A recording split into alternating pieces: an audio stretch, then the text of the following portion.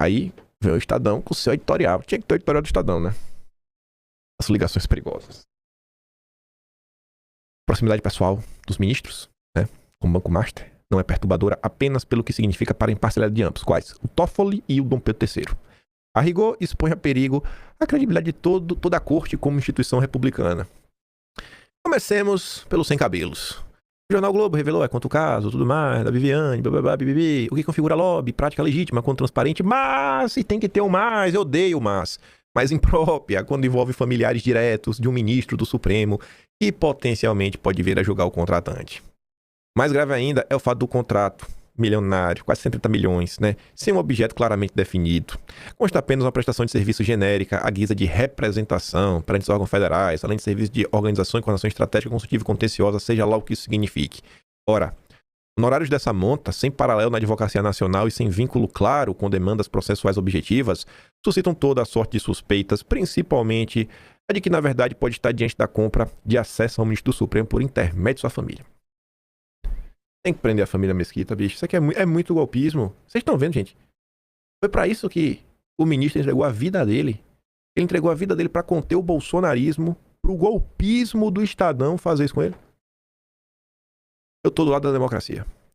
Essa suspeita ganhou força após vir a público a informação também do Jornal Globo de que o ministro teria feito gestões em favor do Master junto ao presidente do Banco Central, Galípolo, por meio da nota. Enfim. Se o ministro já está perigosamente próximo, no caso do Master, o Toffoli não fica atrás. E aí relembra o que aconteceu, do jatinho, de colocar o caso em sigilo e de negar acesso aos dados, da quebra do sigilo fiscal, bancário e telemático de Vorcaro, a CPI do INSS. Aí eu volto à minha pergunta inicial.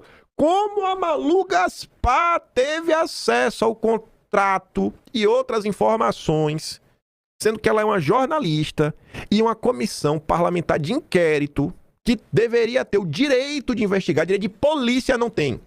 A comissão que tem o direito, o poder de polícia não tem, mais a Malu Gaspar teve. De uma operação que foi feita pela Polícia Federal do Lula.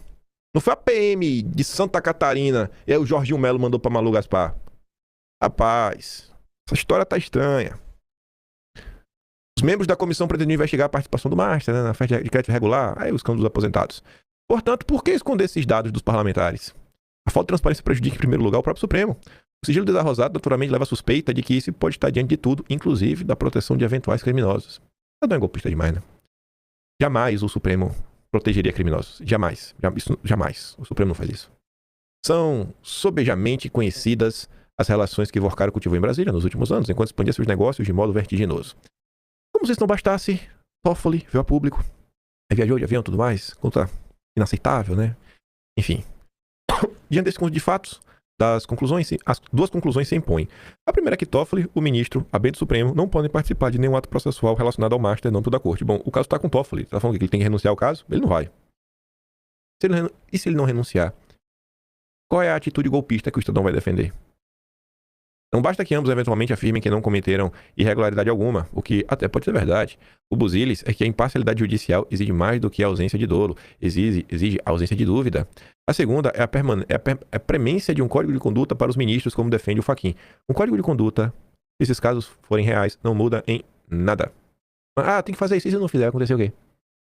Se não fizer o que está no código de conduta, vai acontecer o quê? Nada. Então não vai fazer diferença nenhuma.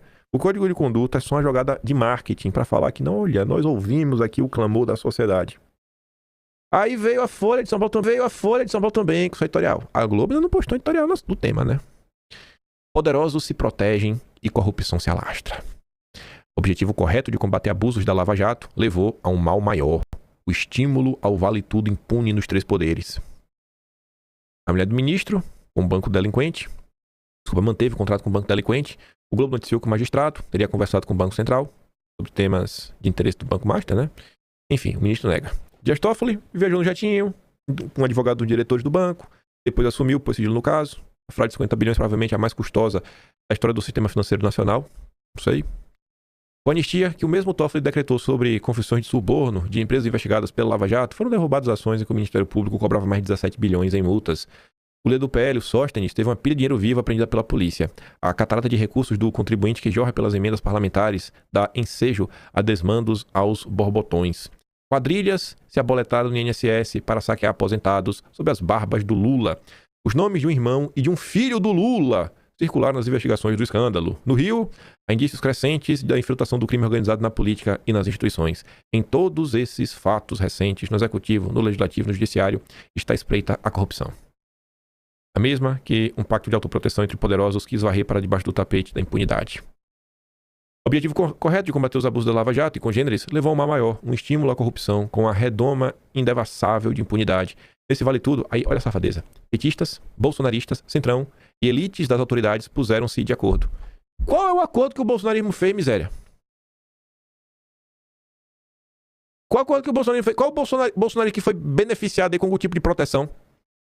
Os que não estão presos estão exilados. Os que não estão exilados estão presos. Basicamente isso. Que acordo? É a vontade de querer falar que todos são iguais. E bom mesmo é só a Folha, o Estadão e a Globo. O PGR, exemplar nas denúncias, né, de que conspirou contra o golpe, ele foi muito exemplar mesmo, hein? Nossa senhora. Nossa, como ele foi exemplar. Não deveria ser menos enérgico quando atos e relações de ministros merecem inquéritos. Ninguém, afinal, está acima da lei. O Congresso, Foro Constitucional de Julgamento de Altas Autoridades da República, poderá exercer o seu papel com legitimidade desde que se livre do corporativismo que persegue a imunidade e a opacidade no manejo rapace do orçamento. Que não seja complacência com petistas e com pinchas de Lula pelo fato de amigos do presidente comandarem a Polícia Federal e vestirem togas no Supremo. Ah, mal, né? Menos mal a Folha assume. E são os amigos de Lula que estão na PF hoje e também no Supremo. A ruptura do pacto da impunidade fará mal apenas aos corruptos, prestará um serviço urgente ao cidadão que sustenta com seu trabalho os agentes públicos e combaterá a deterioração da imagem do Estado brasileiro como território de vale tudo. Boa. Agora que o Congresso faça alguma coisa, né? Agora. Um Congresso que tá aí. Ih, rapaz. Aí vem Josias. Se Viviane não fosse sua mulher, ministro chamaria a Polícia Federal. É que o Josias quis falar com isso, né? Temos imagens. Ele falou isso em vídeo. Se a doutora Viviane Barsi não fosse mulher do Alexandre de Moraes, o ministro chamaria a Polícia Federal.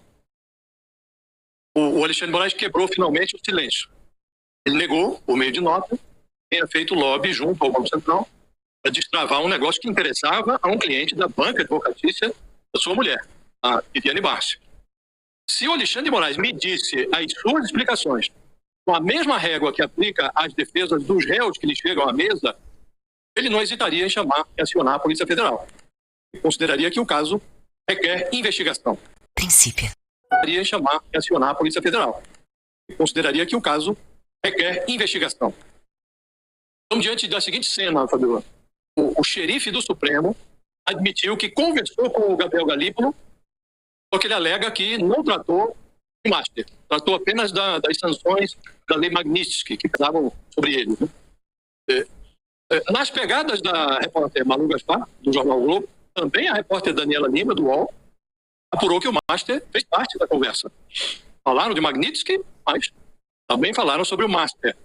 O que seria apenas uma impertinência se torna uma suspeição quando se sabe que a advogada da Viviane Barsi, a mulher do Alexandre de Moraes, foi contratada por 3,6 milhões de reais por mês durante 3 anos para cuidar dos interesses do banqueiro ostentação Daniel Porcaro, o dono do Master. Então, Fabiola, esse é o problema de ministros do Supremo que não se preocupam com as aparências e permitem que forme em torno do seu gabinete essa aura de suspeição. Na mesma linha do Josias, vem lá o Eduardo Oineg, Bandeirantes. Bem falar da mudança de comportamento do ministro. Qual seria a reação do ministro Alexandre de Moraes se ele soubesse que a mulher do presidente da República, a mulher do presidente do Senado, a mulher do presidente da Câmara, se ele soubesse que uma delas assinou um contrato com o Banco Master para receber 129 milhões de reais em parcelas mensais de 3 milhões e 600 mil. E se depois saísse a notícia de que o marido, poderoso, procurou o presidente do Banco Central meses antes da liquidação do Master. Se esse caso caísse nas mãos dele, será que o ministro mandaria investigar usando o rigor que fez a fama dele, retendo passaporte, eventualmente mandando colocar tornozeleira eletrônica? Ou adotaria um novo comportamento passivo que adotou agora, comportamento que se estende ao Supremo, depois que vazou que a mulher do contrato é a dele e que a visita ao Banco Central foi ele quem fez? Eu não faço ideia. E também não quero saber.